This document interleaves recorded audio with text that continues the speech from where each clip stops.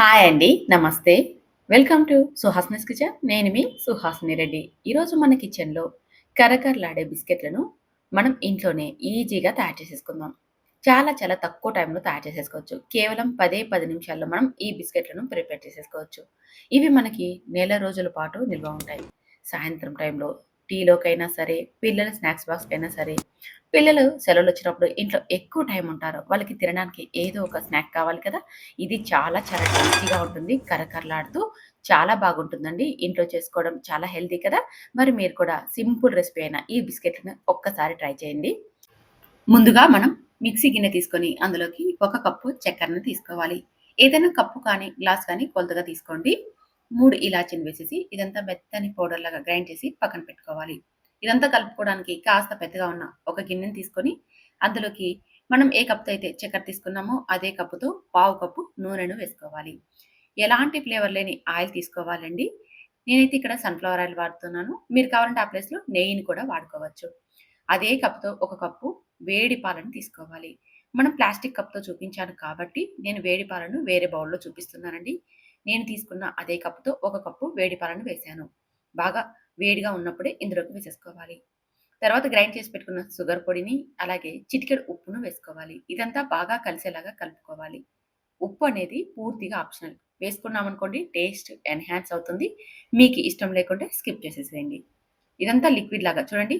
నేను వీడియోలో చూపించిన విధంగా ఇలా లిక్విడ్ లాగా అవ్వాలి. అలా బాగా కలిపేసేసుకున్నాక, ఇప్పుడు ఇందులోకి కొద్దిగా మైదాని వేసుకుంటూ కలుపుకోవాలి. ఫస్ట్ ఒక కప్పు వేసేసాను కదా!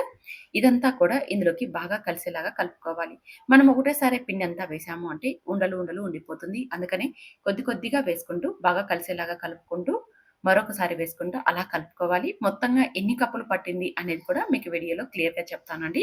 ఇప్పుడు మనం ఇక్కడ రెండో కప్పు తీసుకుంటున్నాం.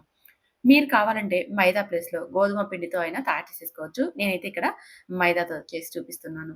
మైదాతో చేసినా, గోధుమ పిండితో చేసినా సరే 2 కూడా టేస్ట్ అనేది సేమ్ ఉంటాయి. కాకపోతే టెక్స్చర్‌లో మాత్రం కాస్త డిఫరెంట్ ఉంటుంది. అంతేనండి. మీరు కావాలంటే గోధుమ పిండితో అయినా తయారు చేసేసుకోవచ్చు. ఇక్కడ మూడో కప్పు నేను మైదాని తీసుకున్నాను చూస్తున్నారుగా. ఇక్కడ మూడో కప్పు వేశాక కూడా మళ్ళా అంతా కలుపుతున్నాను. మనం ఎప్పుడైనా సరే కొద్దిగా వేసుకుంటూ కలుపుకోవాలి. ఇక్కడ 3 కప్పులు మొత్తం వేసేసి కలిపేసేసాను. ఇప్పుడు ఇక్కడ మనం చేత్తో కలుపుకుందాం. ఇది నాలుగవ కప్పు మైదా అన్నమాట. హాఫ్ కప్పు వేసేసాను కదా! చూడండి నేను వీడియోలో చూపించిన విధంగా కలుపుకోవాలి. మనం చపాతీకి గోధుమ పిండిని కలిపినట్టుగా కాకోకుండా, ఇలా వేళ్ళ సహాయంతో పొడిగా కలుపుకోవాలి. గట్టిగా ప్రెస్ చేయకూడదు. అలా గట్టిగా ప్రెస్ చేసామంటే బిస్కెట్లనేది మనకి గుల్లగా రావు. అందుకని నేను వీడియోలో చూపించిన విధంగా ఇలా వేళ్ళ సహాయంతో పొడిగా కలుపుకోవాలి. ఇక్కడ 4 కప్పులు మొత్తం మైదా అయితే సరిపోయింది. చూస్తున్నారుగా? ఇలా 4 కప్పులు వేసేసాను కదా! అయినా సరే నాకు ఇంకా మైదా కావాలి. ఇది ఐదవ కప్పు. ఇప్పుడైతే నేను మొత్తంగా వేయడం లేదు. సగం వేస్తున్నాను. ఇక్కడ 4:30 కప్పు వేసేసాను కదా! 4:30 కప్పు వేశాక ఇదంతా బాగా కలిసేలాగా కలుపుతున్నాను చూడండి. ఇలా వేళ్ళ సహాయంతో మాత్రమే కలుపుకోవాలి. ఇలా చూడండి, ఇలా ముద్దగా రావాలి. మనకి చపాతీ ముద్దలాగే ఉంటేనే సరిపోతుంది. ఎక్కువ లూజ్‌గా అవసరం లేదు. అలా అని గట్టిగా కూడా అవసరం లేదు. చపాతీకి ఎలా అయితే తడుపుకుంటామో అలా తడుపుకోవాలి. కాకపోతే చపాతీ ముద్దను గట్టిగా చేత్తో రబ్ చేస్తూ, మనం గట్టిగా ప్రెస్ చేస్తూ కలుపుతూ ఉంటాం కదా! అలా కాకోకుండా స్మూత్‌గా కలుపుకోవాలి. అప్పుడే మనకి ఇవి బాగా గుల్లగా వస్తాయి. చూస్తున్నారుగా? ఇక్కడ నాకి మొత్తంగా 4:30 కప్పు పట్టింది.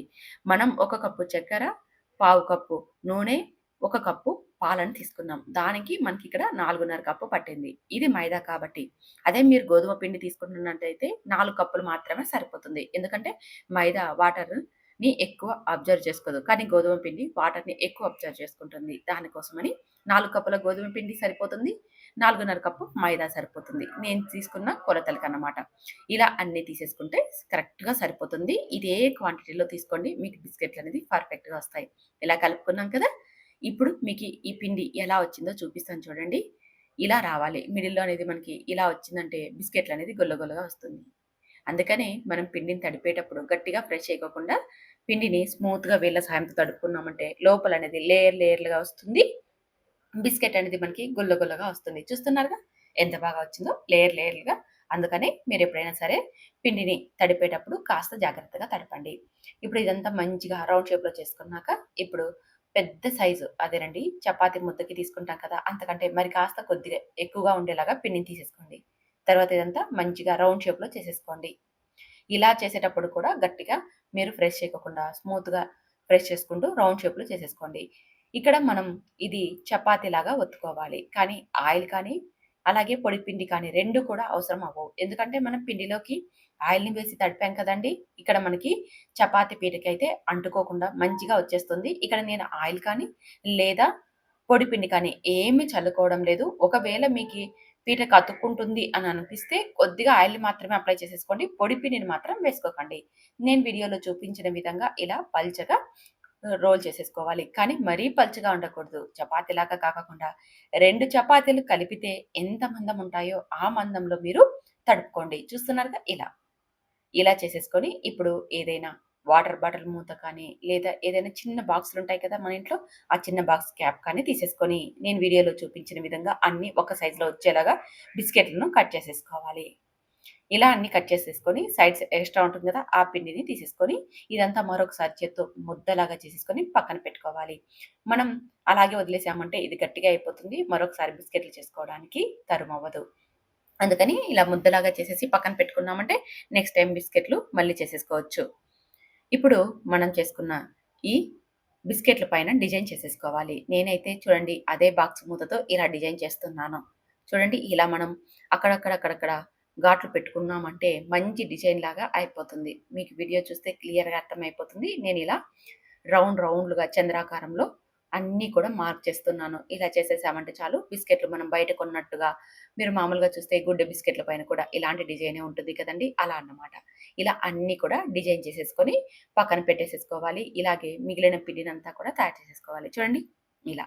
గుడ్డ బిస్కెట్‌ల పైన కూడా ఇలాగే ఉంటుంది కదండీ! ఇలా డిజైన్ చేసేసుకోవచ్చు. లేదా మీకు నచ్చినట్టుగా ఎలా అయినా సరే డిజైన్ చేసేసుకోవచ్చు. చూడండి పీటకి కూడా ఏ మాత్రం అతుక్కోలేదు కదా! మనం తీస్తుంటే ఎంత ఈజీగా వచ్చేస్తున్నాయో. ఈ మందంతో ఉండాలి. అలాగే ఇంత సైజులో ఉంటే సరిపోతుందండి. మరీ పెద్ద పెద్దగా ఉన్న బిస్కెట్‌లు మంచిగా ఉండదు. ఇంత సైజులో ఉంటే పర్ఫెక్ట్‌గా బిస్కెట్ అనేది వచ్చేస్తుంది. ఇలాగే మిగిలిన పిండినంతా కూడా చపాతీలాగా ఒత్తేసేసుకొని, తర్వాత మనకి నచ్చిన సైజులో కట్ చేసేసుకొని డిజైన్ చేసేసుకోవడమే. చూడండి ఇక్కడ ఒకటి గుర్తుపెట్టుకోండి. మరీ పలుచగా చపాతీలాగా ఉన్నా సరే పొంగుతూ రావు. బిస్కెట్ అనేది అంత టేస్టీగా కూడా ఉండదు. ఏదో రొట్టె లెక్క ఉంటది. అలా కాకోకుండా 2 చపాతీలు కలిపితే ఎంత మందం ఉంటుందో, ఆ మందంలో ప్రిపేర్ చేసుకున్నారంటే లోపలంతా కూడా గుల్ల గుల్లగా వస్తుంది. అందుకని మీరు రోల్ చేసేటప్పుడు కాస్త జాగ్రత్తగా రోల్ చేయండి. ఇలా అన్నీ ప్రిపేర్ చేసేసుకొని ఒక ప్లేట్‌లోకి పెట్టుకొని సిద్ధంగా పక్కన పెట్టుకోండి. ఇప్పుడు స్టవ్ మీద డీప్ ఫ్రైకి సరిపడా ఆయిల్ పెట్టి, ఆయిల్ మరీ ఎక్కువగా వేడెక్కి ఉండకూడదు. మీడియం హీట్‌లో ఉంటే సరిపోతుంది. ఆయిల్ మీడియంగా హీట్ అయ్యాక, ఇప్పుడు మంటని లో ఫ్లేమ్‌లోకి టర్న్ చేసుకొని, ఆయిల్‌కి సరిపడా వేసుకోవాలి. మరీ ఎక్కువ వేసేయకండి. అలా వేసుకున్నా సరే బిస్కెట్‌లనేది మంచిగా పొంగుతూ రావు. ఆయిల్‌కి సరిపడా మాత్రమే వేసేసుకోవాలి. మీరు తీసుకున్న ఆయిల్‌కి సరిపడా వేసేసుకొని, మంటని లో ఫ్లేమ్‌లోనే ఉండనిచ్చి, 5 నిమిషాల పాటు ఒక సైడు, 5 నిమిషాల పాటు మరొక సైడు ఇలా అటు ఇటు టర్న్ చేసుకుంటూ, వీటిని మంచి గోల్డెన్ కలర్ వచ్చేదాకా ఫ్రై చేసేసుకోవాలి. చూడండి ఇక్కడ లైట్ గోల్డెన్ కలర్ వచ్చాయి కదా! ఈ విధంగా వచ్చేదాకా అటు ఇటు తిప్పుతూ మంచిగా ఫ్రై చేసేసుకోవాలి. మనం ఆయిల్‌లోకి వేసిన వెంటనే కదపుకోకుండా కాస్త ఇవి ఆయిల్‌లో నుంచి పొంగుతూ బయటికి వచ్చాక అప్పుడు అటు ఇటు టర్న్ చేసుకుంటూ వీటిని మంచిగా ఫ్రై చేసేసుకోవాలి. ఎప్పుడైతే బిస్కెట్‌లనేది రంగు మారి అలాగే కరకరలాడుతూ మనకి సౌండ్ వచ్చాయో అప్పుడు ఇవి మనకి మంచిగా ఫ్రై అయిపోయినట్టు. ఇలా ఫ్రై అయిపోయాక వీటిని ఆయిల్‌లో నుంచి తీసేసుకొని ఏదైనా ఒక ప్లేట్‌లోకి వేసుకున్నామంటే ఇవి మెత్తగా లేకోకుండా గట్టిపడతాయి. ఆయిల్‌లో నుంచి తీసిన వెంటనే ఇవి కాస్త మెత్తగా ఉంటాయి.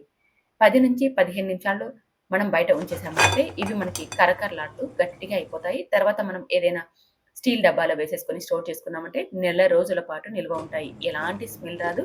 అలాగే టేస్ట్ కూడా ఎలాగా మారిపోదు. మనం ఫస్ట్ తిన్న బిస్కెట్ ఎలా అయితే టేస్టీగా ఉందో, నెల రోజుల తర్వాత తిన్న బిస్కెట్ కూడా అంతే టేస్టీగా ఉంటుందండి. చూసారుగా ఇంట్లోనే బయట కొన్నట్టుగా ఎంతో టేస్టీగా ఉండే బిస్కెట్‌లను తయారు చేసుకున్నాం. చాలా చాలా బాగుంటాయండి. పిల్లలకి ఇంట్లో ఇలా చేసి ఇవ్వడం చాలా చాలా హెల్తీ. మరి మీరు ట్రై చేస్తారు కదూ! ట్రై చేసి టేస్ట్ చేసి ఎలా వచ్చిందో కామెంట్ చేయండి. నచ్చితే మాత్రం మన ఛానెల్‌ని ఫాలో అవ్వండి. ఇలాంటి సింపుల్ అండ్ టేస్టీ వంటకాలు చాలా ఉన్నాయి. Thank you for watching.